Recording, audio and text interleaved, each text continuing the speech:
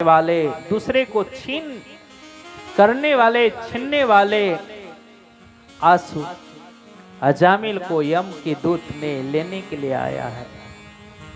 क्योंकि शास्त्र ने कहा कि मनुष्य इस धरती पर आते हैं, अगर मनुष्य के जीवन में अच्छे कर्म नहीं है, अच्छे उनकी दिशा नहीं है, तो उस मनुष्य को यमदूत लेने के लिए आते हैं। कृष्ण कन्हैया लाल की। अगर मनुष्य के जीवन में अच्छाई है, जिसमें भक्ति है, जिसमें समाज की सेवा की भाव है, उस आत्मा को स्वर्ग से विमान लेकर आते हैं। लेकिन आज अजामिल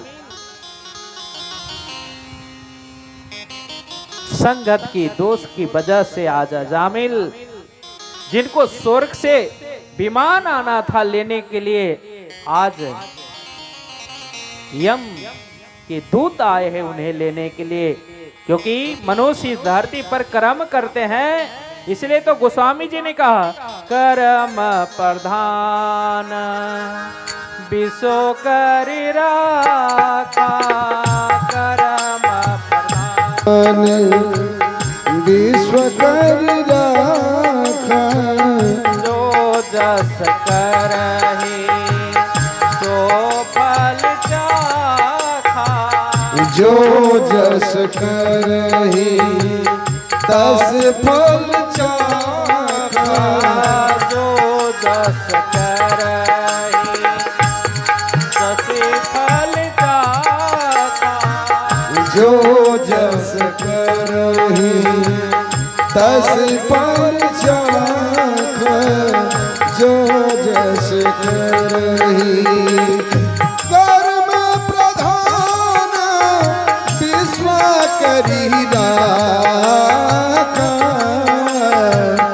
जो जस करहि तस फल चाखा। गोस्वामी जी कहते हैं, क्योंकि मनुष्य इस धरती पर आए हैं मृत्यु लोक में, तो मनुष्य का अगर कर्म ऊंचा नहीं है, तो उनको लेने के लिए इस धरती पर कौन आते हैं? यमदूत आते हैं। कृष्ण कन्हैया लाल की जय। इसीलिए जीवन में पीवत भागवत रसमालय, ये भागवत इसीलिए जीवन में धारण करना होता है कि जीवन को सुंदर हमें बनाना है। क्योंकि यहाँ की दुख तो हम सह लेते हैं, एक पड़ोसी दूसरे दुख में सहयोगी कर देते हैं, लेकिन यम का जो दुख होता है, वहां पर कोई हमें सहारा नहीं होता है। इसीलिए जीवन में हम जहां भी है, हम प्रभु की आस लेकर चले, प्रभु की सहारे लेकर चले। क्योंकि जिसने गोविंद को सहारा लिया है, उनको बेड़ा पार हो जाता है। कृष्ण कन्हैया लाल की जय। इसलिए जीवन में हम कर्म सुंदर करें, जीवन में हम अच्छाई करें, भक्ति करें। और आज अजामिल कर्म से चूक गया है, जिनके लेने के लिए यम के दूत आया है। क्योंकि मनुष्य इस धरती पर कितना भी कुछ कर ले, लेकिन एक दिन सभी को जाना होता है। या तो यमदूत के रास्ते जाना होता है, या तो स्वर्ग के रास्ते हम जा सकते हैं। दो हमारे स्थान है, दो मार्ग है। या तो मनुष्य अच्छा करे, जीवन में भक्ति करे, प्रभु की सहारा ले, तो स्वर्ग मार्ग से आप निकल जाएंगे। नहीं तो मनुष्य को अंतोगत्वा नरक की मार्ग हमें याद करता है। इसलिए संतों ने कहा है, आएगा जब रे बुलावा हरि का, सबको छोड़ के जाना पड़ेगा। आएगा जब रे बुलावा हरि का, सबको छोड़ के जाना पड़ेगा। आएगा ताली बजाइए तभी तो अच्छा लगेगा। हरि बोल। सबको छोड़ पड़ेगा। आएगा जब रे बुलावा हरि का, सबको छोड़ के जाना पड़ेगा।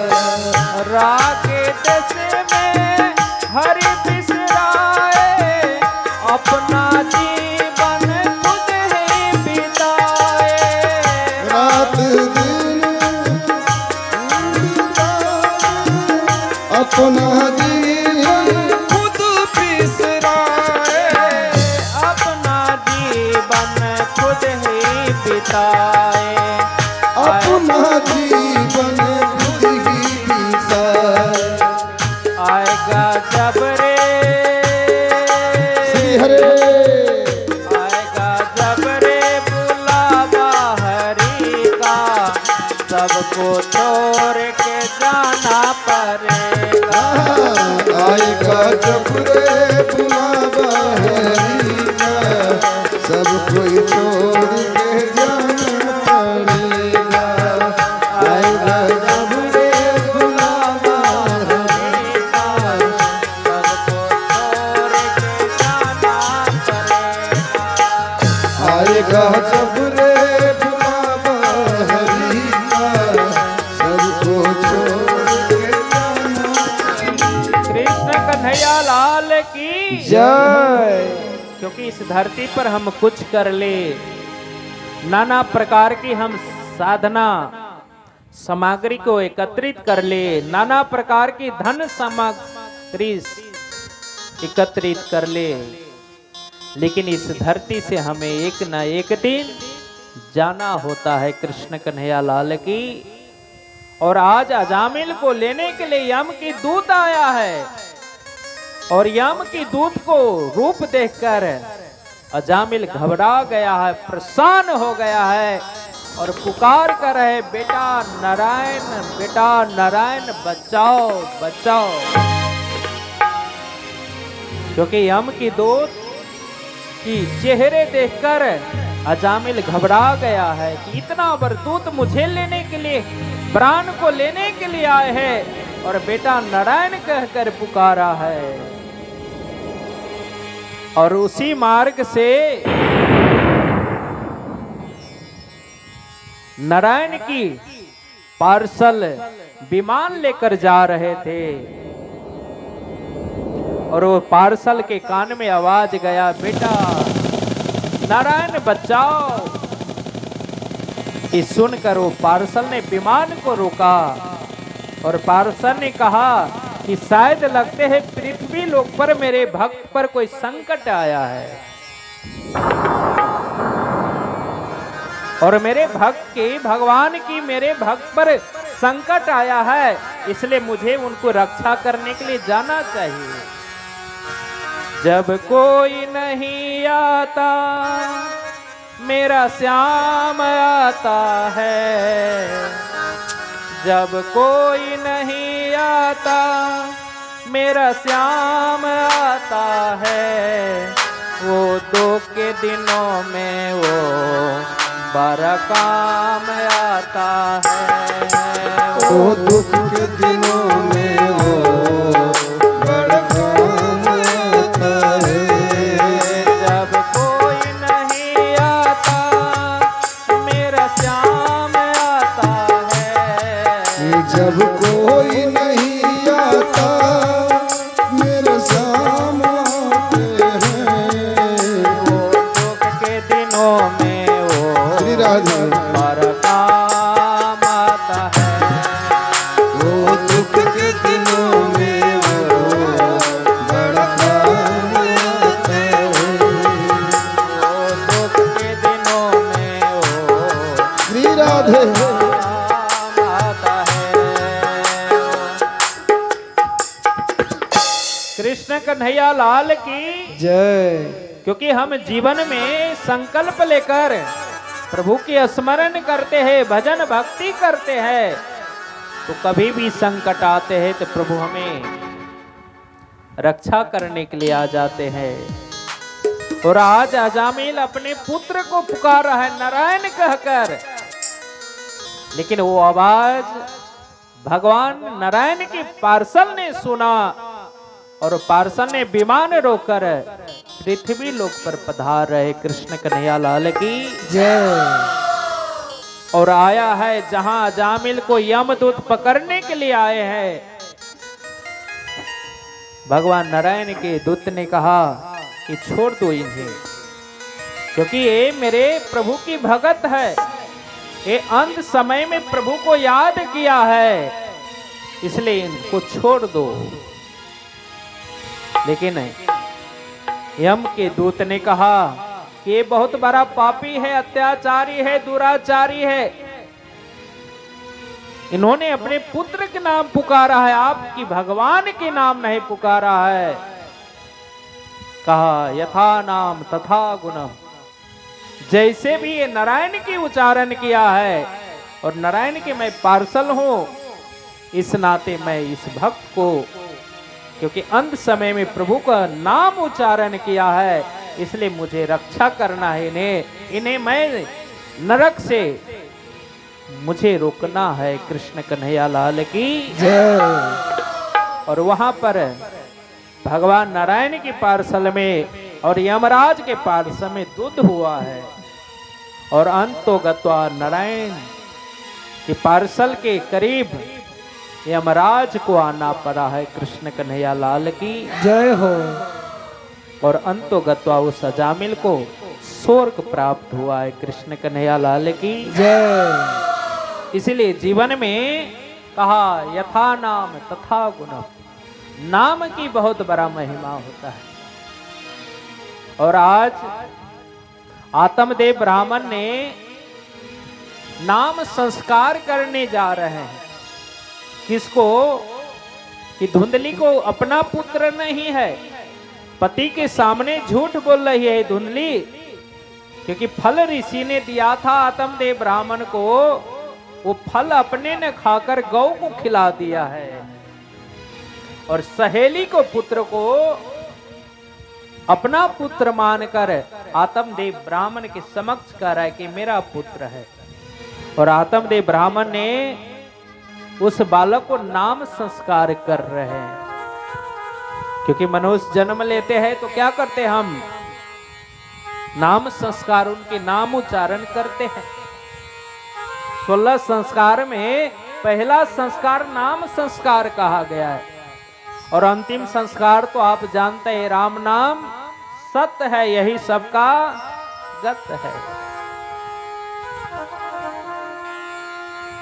और उस धुंधली के पुत्र कहने वाले उस बालक को आत्मदेव ब्राह्मण सोच रहे कि शास्त्रों अनुसार नामकरण करे, लेकिन धुंधली ने मानने को तैयार नहीं होते हैं। कहते नहीं, ये मेरा पुत्र है, मेरा नाम है, उनसे मिलता जुलता मैं नाम रखूंगा, इस पर मेरा अधिकार है।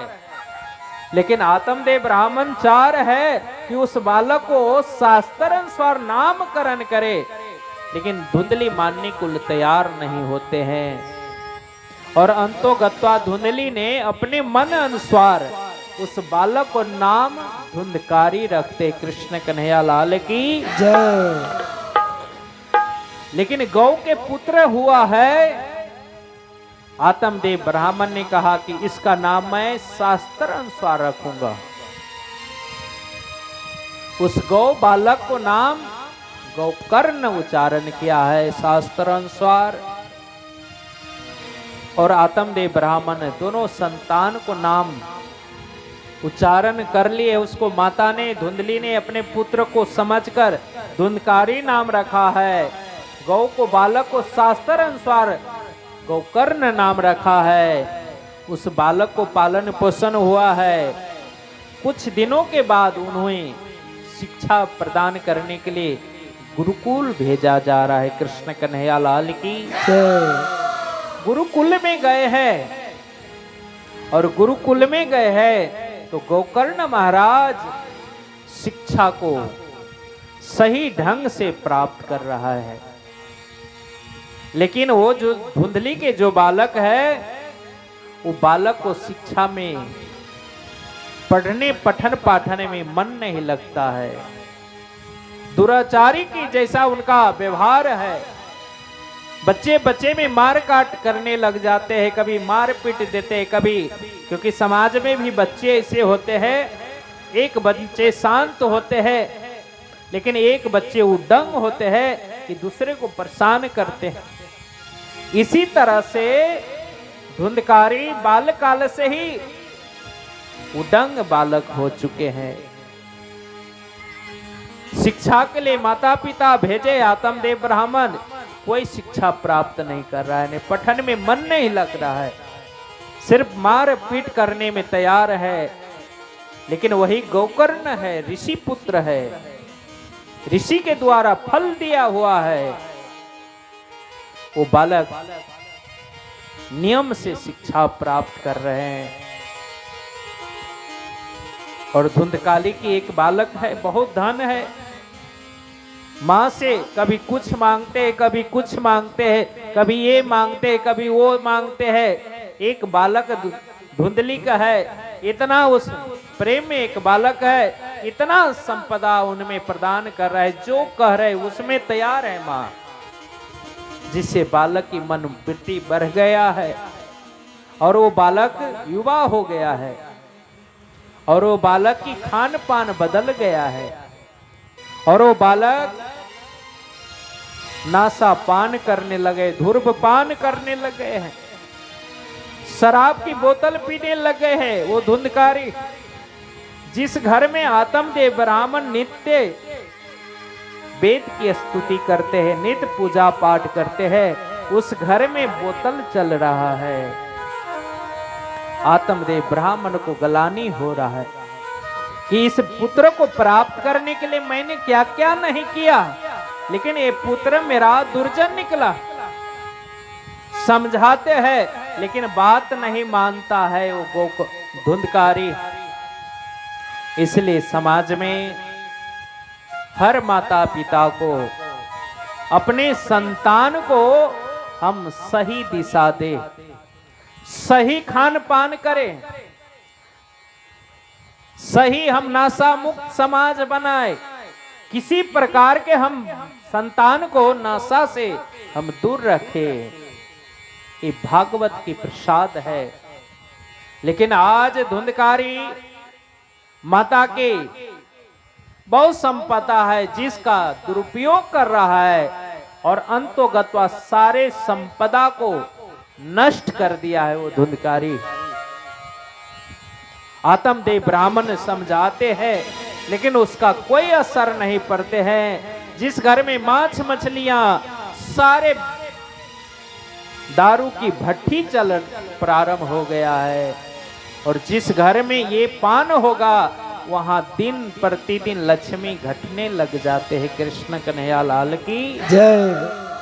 और आत्मदेव ब्राह्मण बहुत दुखी है उस बालक से, बहुत समझाया है, नहीं मानते हैं। अंतोगत्वा माता से सारे संपदा को वो धुंधकारी ले लेते हैं और अंत में नहीं पैसा कौड़ी देते हैं तो माता को मारते हैं।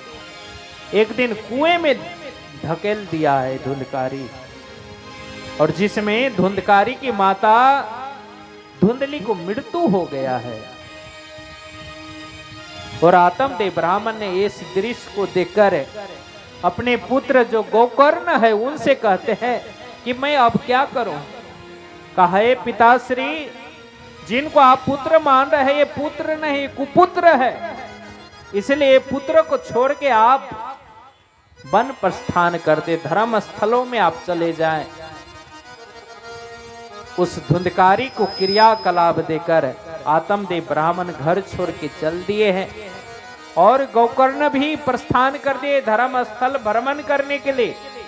और वो धुंधकारी क्या किया, उस सारे धन को अप्सराओं के साथ संगत हुआ है, अप्सरा ने उनको सारे धन ले लिया है और उसको रात्रि में मारकर वहीं पर दफना दिया है।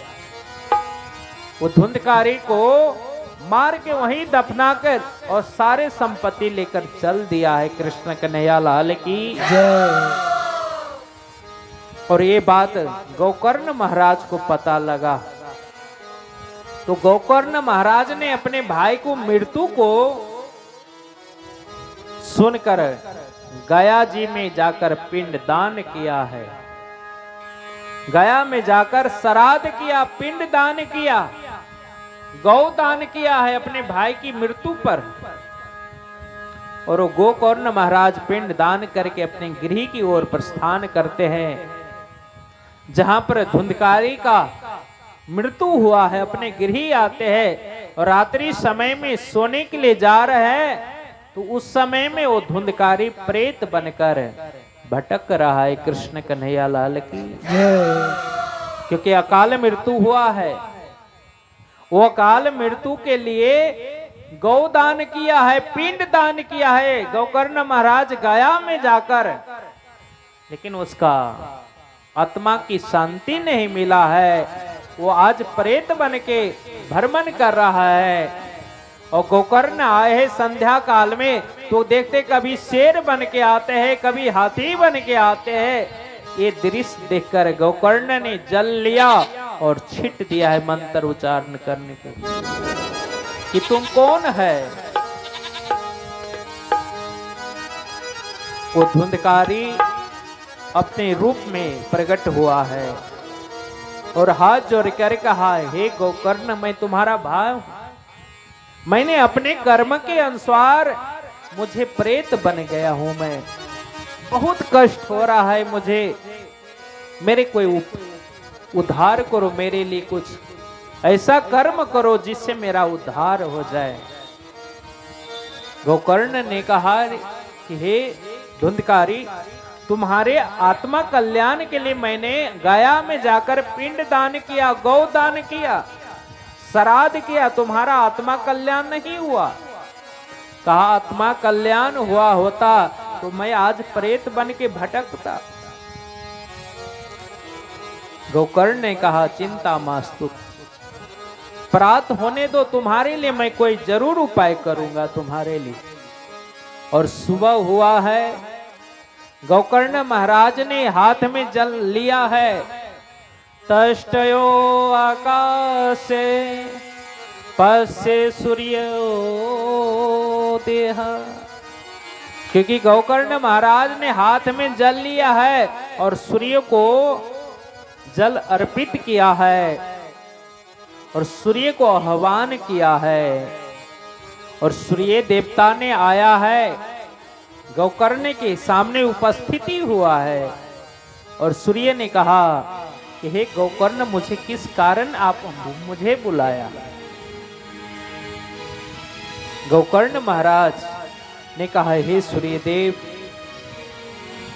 आपको बुलाने का कारण मेरा ये है कि मेरे भ्राता अकाल मृत्यु हुआ है, जिनके लिए मैं गया में जाकर पिंड दान किया, श्राद्ध किया, गौ दान किया, लेकिन उस आत्मा को मोक्ष प्राप्त नहीं हुआ है। वो प्रेत बन के भटक रहा है। उनके लिए कोई आप साधना मुझे बताएं।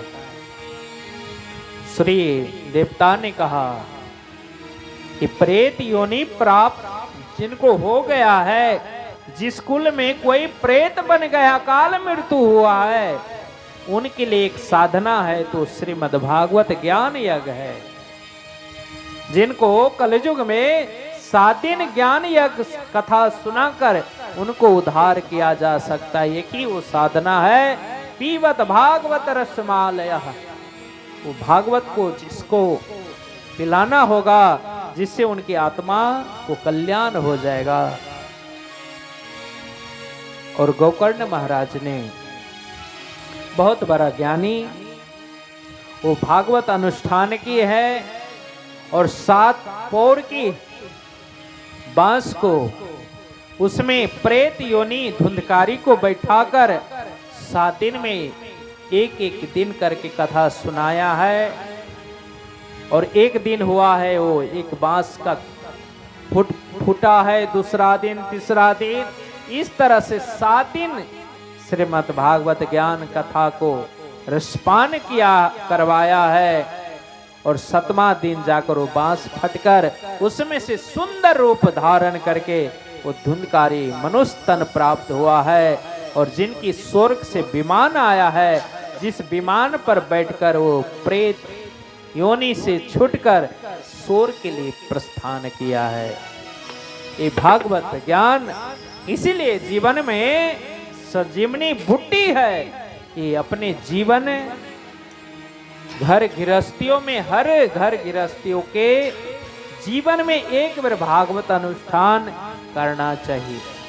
क्योंकि आपके पूर्वजों कोई अकाल मृत्यु हुआ हो, कहीं उनकी आत्मा मोक्ष प्राप्त नहीं किया हो, तो ये भागवत प्रमाण है कि उन्हें मोक्ष हो जाता है। इसलिए जीवन में ये भागवत को एक बार जीवन में अपने घर में तो अनुष्ठान, हर घर गृहस्थियों को, अपने पूर्वजों को तारने के लिए हर को भागवत अनुष्ठान करना चाहिए।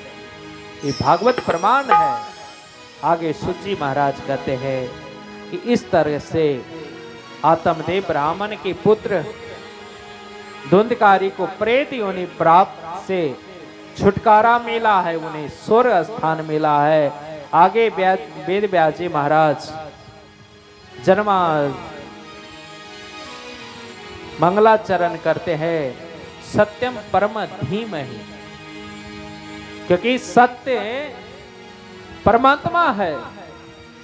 जिनको भागवत में मंगलाचरण उच्चारण किए हैं, क्योंकि सत्य ही परमात्मा है और सत्य के लिए जीवन में हम सत्यवादी बने। और वो सत्य क्या है? जिसको सच्चिदानंद कहा गया, सच्चिद आनंद जो परमात्मा है, जिसको सत्यम परम धीम कहकर वेद व्यास जी भागवत में मंगलाचरण किया है। आगे वेद व्यास जी उच्चारण करते हैं, क्योंकि सृष्टि का प्रारंभ, इस सृष्टि कैसे बना? क्योंकि सारे संसार जल में था। जब इस सृष्टि धरती नहीं था, अतल बितल तलातल महातल रसातल जहां हम है, ये 8वां लोक है जिसको मृत्यु लोक कहते हैं। इससे पड़े भूर्ग लोक है, स्वर्ग लोक है, वैकुंठ है।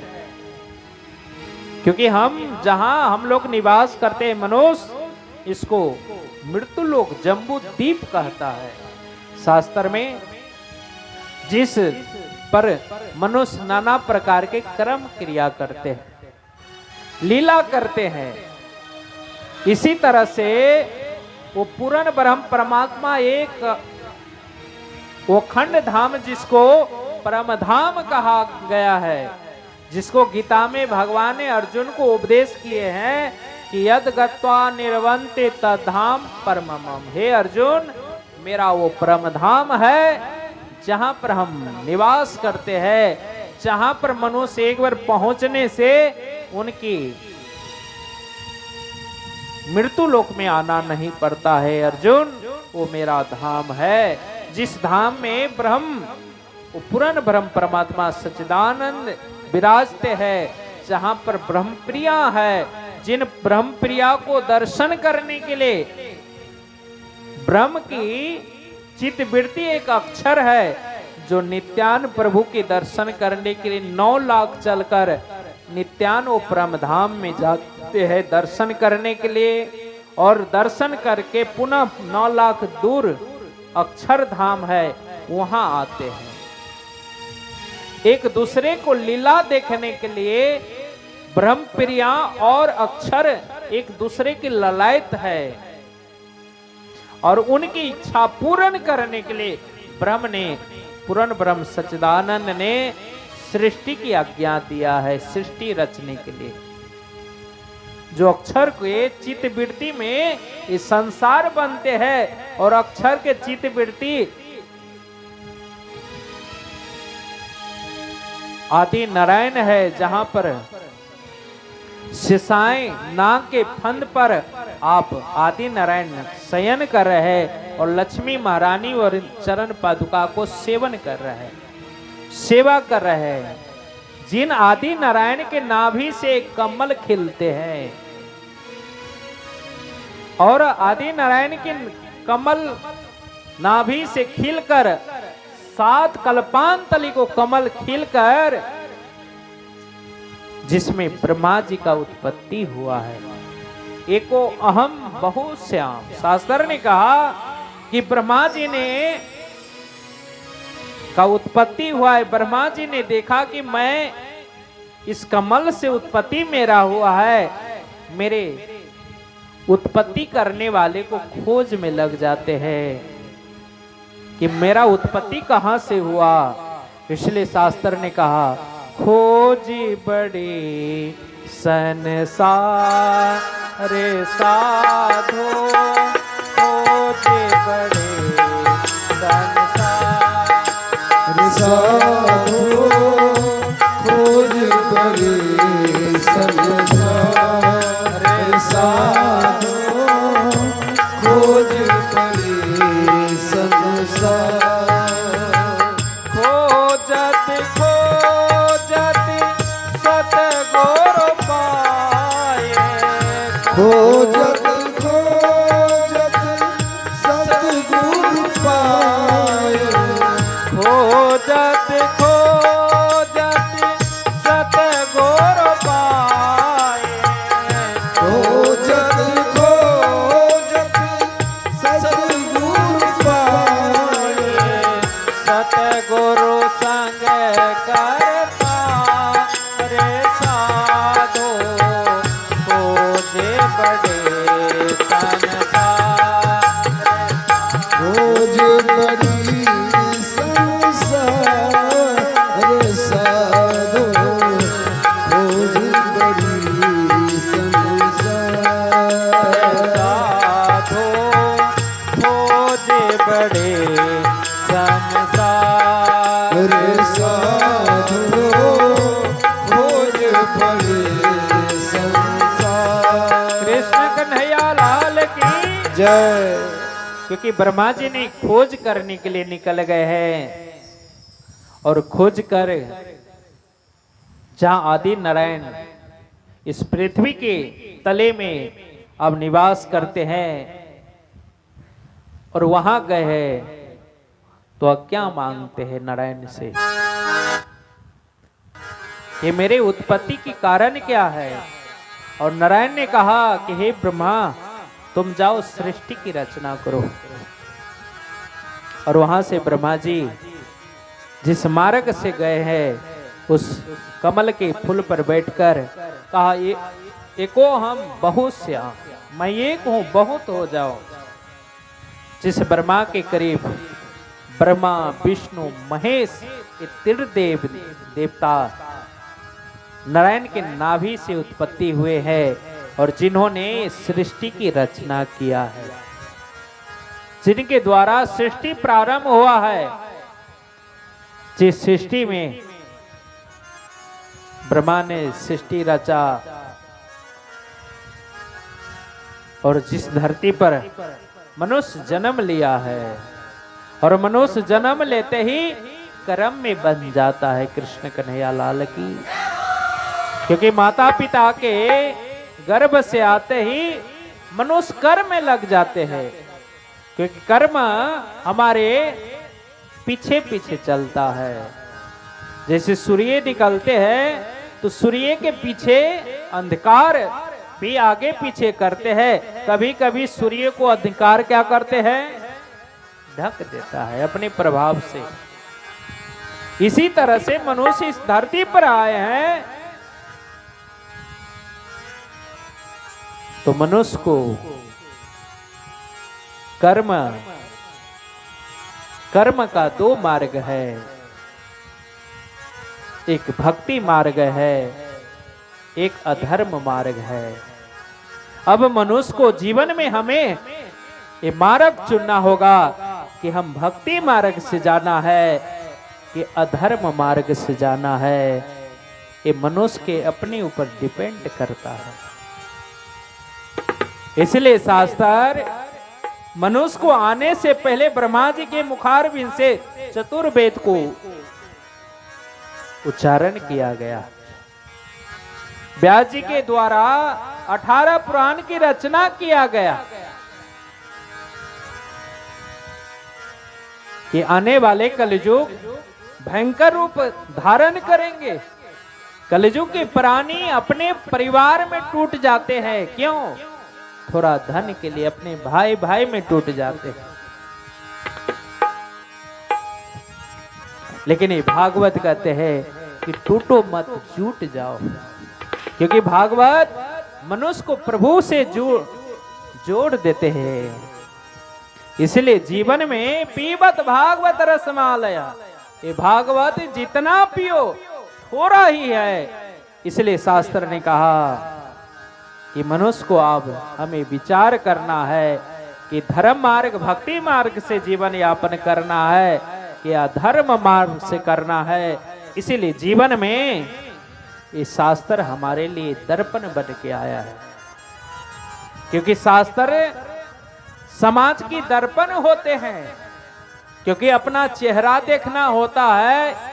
क्योंकि समाज अपने चेहरे को चमकाने के लिए हम नाना प्रकार की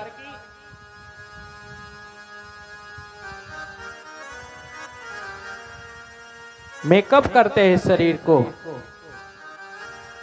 लेकिन शास्त्र कहते हैं क्योंकि शरीर को सिर्फ 2 दिन के जीवन में सजाने के लिए हम क्या से क्या नहीं करते हैं।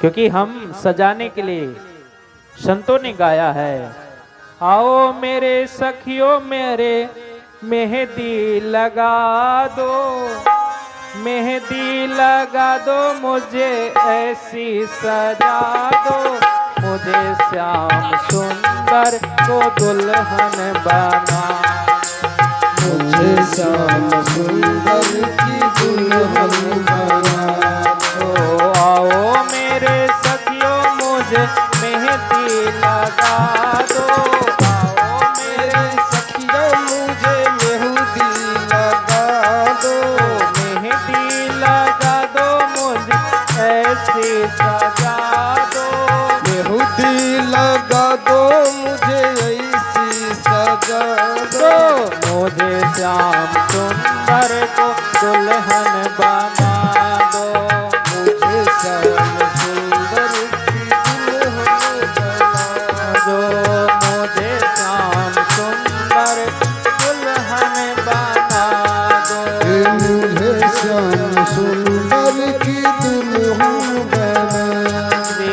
ऐसे पहनो चूड़ी जो कब हो न टूटे, ऐसी पहनो चूड़ी जो कब हो न फूटे, ऐसे पहनो चोरे जो कब हो न टूटे, ऐसी पहनो चूड़ी जो कब हो न फूटे, मुझे श्याम सुंदर को दुल्हन बना दो, मुझे श्याम सुंदर की दुल्हन बना कृष्ण कन्हैया लाल की जय हो।